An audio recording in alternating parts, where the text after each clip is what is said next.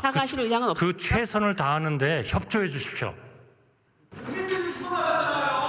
그거는 가짜 뉴스입니다. 가짜 뉴스예요. 죽어나가요? 어디에 죽어나갑니까? 최선을 다하고 있습니다. 그것은 의사 선생님과 간호사들을 모욕하는 겁니다. 가장 큰 책임 누굽니까? 아니, 정부 아닙니까? 아닙니다.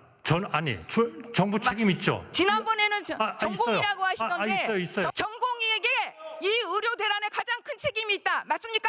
첫 번째 책임이 있습니다. 아, 정말 여야 의정 대화 협의체가 될지 정말로 우려스럽습니다. 그거는 아니, 총리님께서 그런 태도를 가지고 계신데 그거는 누가 들어오겠습니까? 앉아 계신 국민의힘 의원들도 저희가 볼 때는 지금 가슴 치고 계실 것 같아요. 의원님, 그나마 밥상 차려놓으려고 했더니 총리가 다 걷어차 버리는구나 이럴 것 같아요. 그 어느 때보다 병원 격정이 앞서는 이번 추석 연휴가 될 듯하고요. 정확히는 오늘부터 추석 연휴 비상 응급 대응 주간이 시작됩니다. 어제 대정부 질문 한덕수 총리의 병실, 응급실 상황 인식을 질타하는 목소리 한번 맞받아치는 얘기도 같이 만나봤다면 오늘부터 이게 진행됩니다. 장현주 변호사. 경증 환자가 응급실을 찾게 되면 오늘부터 추석부터 원래 평상시에 13만 원이었다면 이번 추석 연휴부터는 최고 9만 원이 오르는 22만 원을 한다. 글쎄 여러 시민들의 불만 목소리가 분명히 있는 것 같습니다. 그렇죠. 본인 부담률이 거의 90% 가까이 오르는 건데요.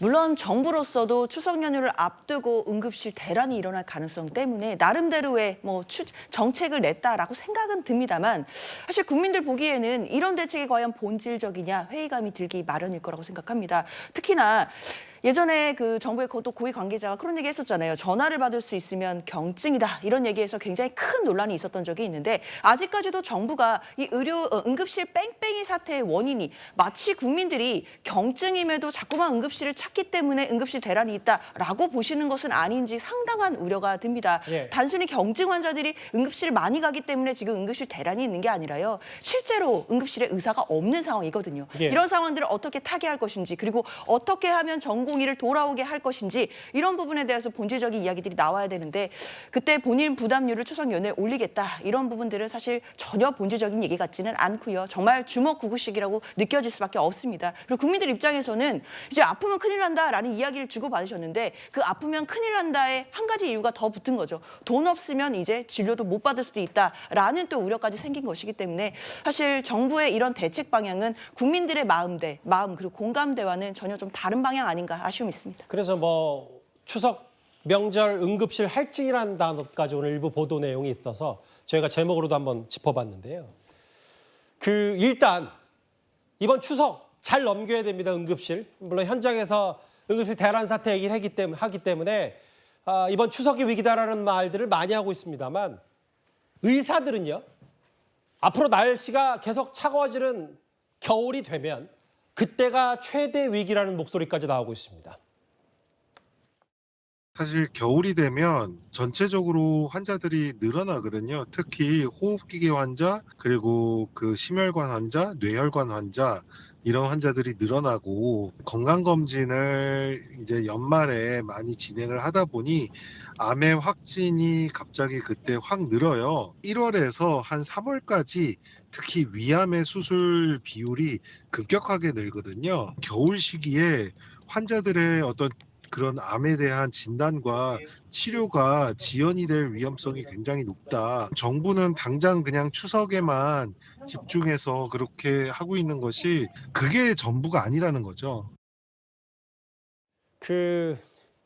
삭발하고 단식 투쟁 중인 이제 교수 비상대책위원장 우리 저희 채널A 뉴스탑10 제작진과 취재를 했는데 박상수 변호사님, 박상수 대변인 이 올겨울이 최대 고비가 될 것이다. 응급실뿐만 아니라 암 환자들, 중환자들이 자리를 찾지 못한다. 현실은 이렇다라는 우려도 하고 있습니다. 어떻게 받아들이세요? 사실 추석도 추석이 위기지만 이러한 부분에 있어서 올 겨울이 좀 더 큰 위기가 될 수도 있을 거라는 걸 우리 당도 지금 인식은 하고 있습니다. 그래서 그런 측면에서 저도 이제 SNS 글에 10년 뒤 겨울만큼 올해 겨울도 중요하다라는 글도 이렇게 올리고 했었는데 사실 이 문제에 있어서는 저는 이제 여야 의정의 협의체를 통해서 차차 해결을 차차가 아니라 정말 빠르게 해결을 해 나가야 될 문제다 이렇게 생각을 합니다. 예. 저도 이제 지역의 당협을 갖고 있고 지역 당협에 있는 당원분들이나 아니면 저희 당 지지자분들도 굉장히 걱정을 많이 하고 계세요. 특히 이제 고령이신 분들이 또 많다 보니까 더더욱 그런 걱정들이 많이 있는데 정말 이제 많이 나오는 이야기가 그런 거죠. 의사 증언이라는 의제는 우리 보수 정치 세력의 의제는 아니었어요. 모두가 알고 있겠지만 이 민주당이 오랫동안 추구해왔던 의제입니다. 만약에 문재인 정부에서 400명씩 연간 증언을 했으면 지금쯤 2,000명이 증언이 되어 있을 거라는 거죠. 그래서 사실 저는 민주당 쪽에서 2,000명이 뭐 이 숫자가 이상하다라고 얘기한다면 그럼 문재인 정부 때 그 400명씩 증언했던 숫자도 그럼 잘못됐다는 소린가? 이 얘기가 사실 좀 드는 겁니다. 그래서 어떤 면에서는 우리 정부에서 이거를 전통적인 의제가 아니니까 이렇게까지 밀어붙일 게 아니었는데 밀어붙이고 있는 상황인 거죠. 그러다 보니 더더욱 민주당 쪽에서도 같이 좀 이 문제에 있어서만큼 힘을 합쳐서 가는 것이 맞겠다라고 생각을 하고요. 예. 여야 의정 협의체를 통해서 빨리 풀어야 된다라고 생각하고 있습니다.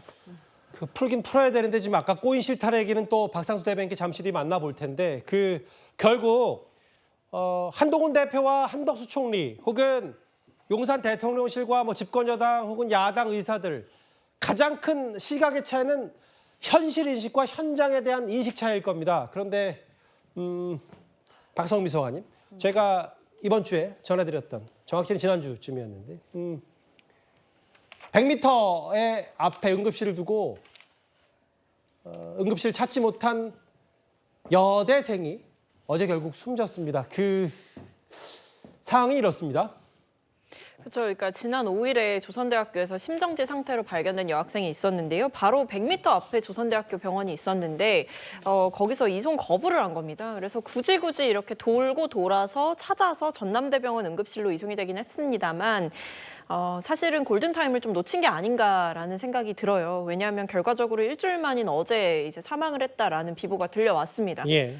사실 국민들이 봤을 때는 일단 저 죽음 자체가 너무나 안타깝다라는 생각이 드는 거죠. 왜냐하면 바로 앞에 병원이 있음에도 거기서 이송 거부를 당했고 그러다 보니까 응급실 뺑뺑이를 하다 보니 적절한 때에 적절한 조치를 받지 못해서 굉장히 젊고 안타까운 이런 죽음이 일어나게 되었다 이런 생각이 들고요. 한편으로는 방금 앞에서 우리가 짚어봤듯이 이런 상황이 있음에도 불구하고 한덕수 총리는 국회에 나와서 이 국민들이 죽어간다라는 야당 의원들의 지적에 대해서 가짜뉴스다라고 얘기를 한다라는 겁니다.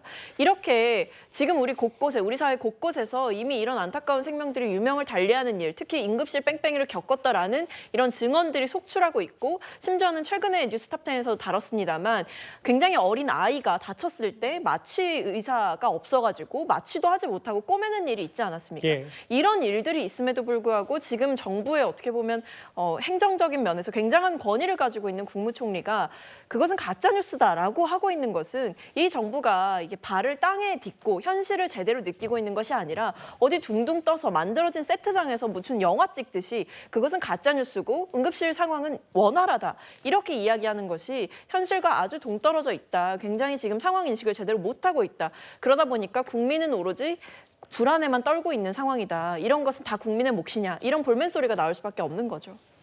어제 비공개 자리에서 고위당정협의회 한동훈 대표와 한덕수 총리의 설전도 있었다라는 소식 저희가 전해드렸었는데 한동훈 대표 연일 의료계를 향해 호소하고 있습니다. 오늘은 한동훈 대표가 제 말을 들으면 된다라는 표현까지 있었습니다. 제가 의료계 주요 단체 분들과 직접 소통하고 있고요. 여러 가지 고민이 있으시지만 결정을 위해서 여러 가지 준비를 하고 계신 것으로 알고 있습니다. 정부도 의제를 자신들이 제안하겠다는 건 아닙니다. 이 의제 여부하는 거는 지금 제가 제안한 것이니까 제 말을 들으시면 되지 않겠습니까? 전제 조건 없이 의제 제한 없이 국민의 건강과 생명만 생각하고 빨리 보이자라는 호소를 드립니다. 비공식 채널을 통해서 예. 박단 비대위원장과 줄곧 소통해 오고 있고 정말 읍소 수준의 이야기를 전달하고 있는 것으로 알고 있습니다. 그럼 거의 읍소 수준으로 네. 협상장에 좀 돌아올 것을 요청드리고 있는 것으로 알고 있는데 쉽게 돌아오진 않고 있는 거죠. 오늘 박상수 대변인, 한동훈 대표 얘기 중에 제 제안이니 제 말을 들으시면 된다. 뭐 여러 의미심장하기도 하는데 어떻게 저희가 판단을 할까요? 자, 이 부분에 있어서 사실 오늘 의협 발표를 좀 기대를 하고 있었습니다. 근데 사실 이미 3시에 발표되듯이 그렇게 발표가 나오게 된 것인데 지금 지속적인 설득을 하고 있습니다. 한동훈 대표는 진짜 지속적인 설득을 하고 있고 예. 의협이던 뭐 전공의협의회 박단 회장이던 뭐 굉장히 지금 열심히 이 부분에 있어서 의제 제안이라는 것에 대해서 너무 신경을 쓰지 않아도 된다. 와서 다 이야기를 하면 된다라고 얘기를 하고 있거든요.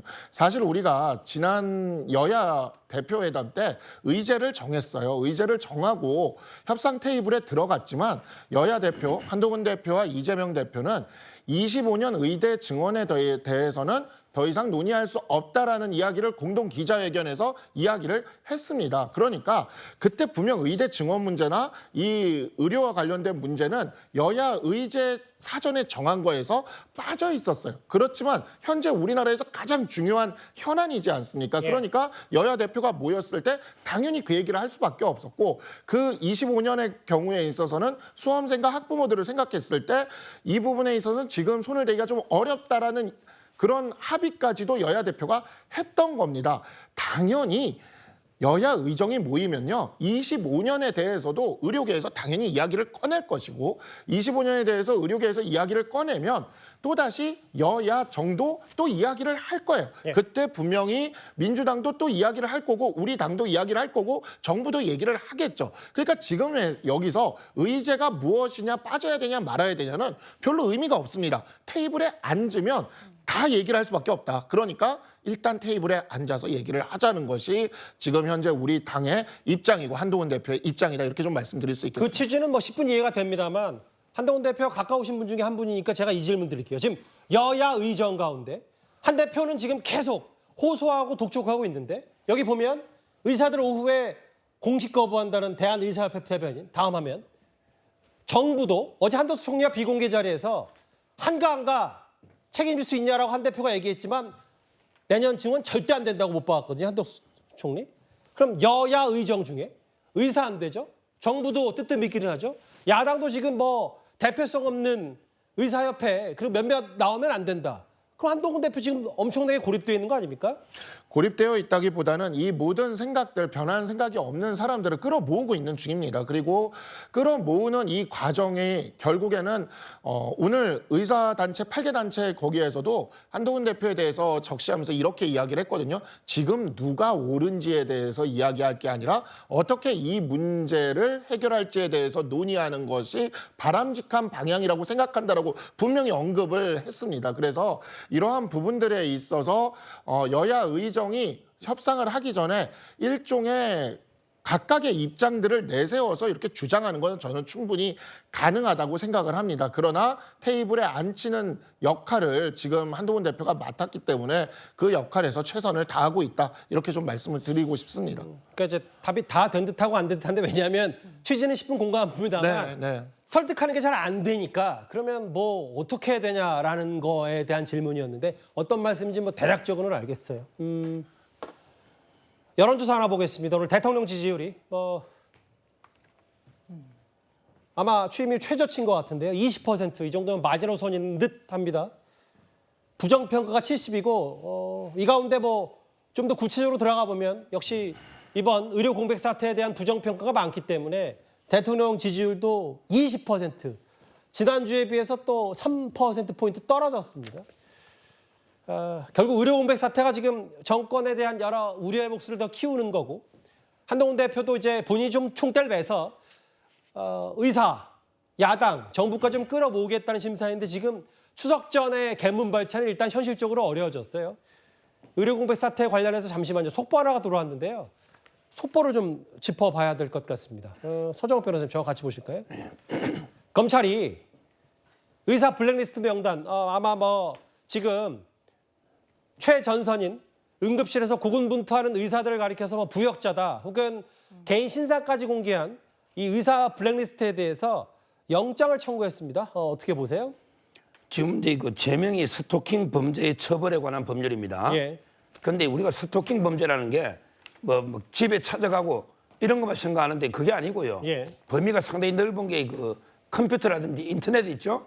인터넷에서 이제 그 이름을 거론하면서 계속 이제 비방하거나 모욕을 주거나 이런 것들이 다 스토킹 범죄에 해당합니다.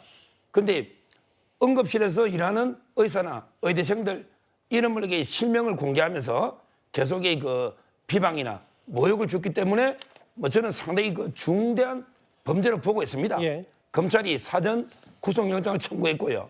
여기서 중요한 게 그 의사라는 사자가요. 우리 회계사, 변호사, 중개사 할 때 사자하고 틀려요. 예. 그분 우리는 선비 사자를 써요. 장기판에 선비 사자. 근데 의사는 서성 사자입니다. 예, 스승이요. 예. 예. 근데 이런 분들이 자기가 진로를 떠나는 것도 저는 잘못됐다 봐요. 예. 의사는 환자를 떠나면 안 돼요.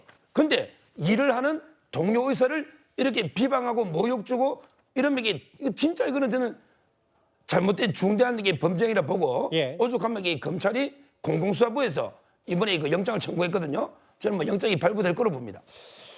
알겠습니다. 의료 공백 사태에 대한 이제 검찰이 이제 이른바 블랙리스트, 응급실 블랙리스트를 동료 의사를 저격한 듯한 이 글을 쓴 거에 대해서 구속영장을 청구했다는 검찰 속보까지 길지 않게 만나봤습니다. 알겠습니다. 일단 여야 의정 개문발차 협의체 추석 전 시작은 불가능해졌기 때문에 앞으로 추석 때 어떤 일이 발생할지에 대한 여러 걱정과 우려가 나오고 있는데 일단 이 소식 1위는 여기서 정리하도록 하겠습니다.